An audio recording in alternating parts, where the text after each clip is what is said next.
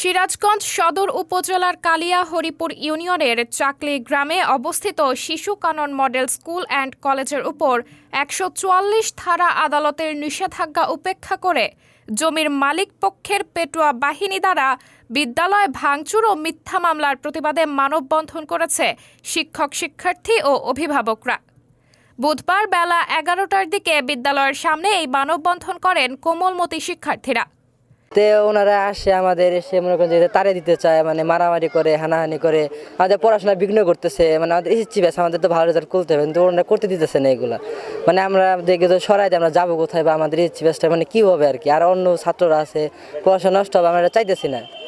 মানববন্ধনটি বিদ্যালয় পরিচালনা পরিষদের প্রতিষ্ঠাতা পরিচালক মোহাম্মদ দিলখুশ আলীর সভাপতিত্বে বক্তব্য রাখেন প্রধান শিক্ষক হাফসা খাতুন। যে আমার ৩২টা এসএসসি পরীক্ষার্থী আছে এবং ক্লাস 10-এ আছে হলো আমার ৩৫টা বাচ্চা। এরা এখান থেকে রেজিস্ট্রেশনকৃত। তো এই মুহূর্তে যদি আমাদের এই স্কুলটা বন্ধ করে দেওয়া হয় বা বলা হয় যে না, আমরা এই জায়গায় থাকতে দিব না, তাহলে এই বাচ্চাদের ভবিষ্যৎ কী? এটা হলো আমার জাতির কাছে, সবার কাছে প্রশ্ন যে এই বাচ্চাগুলোর আসলে ফিউচারটা কি হবে।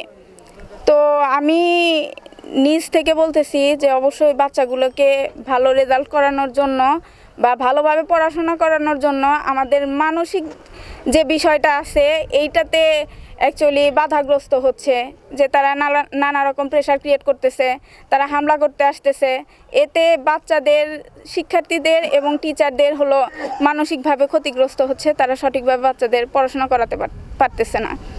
তিনি বলেন, শিশু কানন মডেল স্কুল অ্যান্ড কলেজের প্রতিষ্ঠা করার সময় জমির মালিক আজিজুল হকের সাথে ৩০ বছরের একটি মৌখিক চুক্তি হয় এবং ৫ বছর অন্তর অন্তর এটি পুনরায় মেয়াদ বৃদ্ধির লিখিত চুক্তিবদ্ধ হওয়ায় ৩ বছর পর থেকেই নানা তালবাহানা শুরু করতে থাকেন জমির মালিক কর্তৃপক্ষ। এরই মধ্যে বিদ্যালয়ের স্থাপনা সরানোর জন্য আদালতের ১৪৪ ধারা নিষেধাজ্ঞা উপেক্ষা করে সাইনবোর্ড ভাঙচুর করে।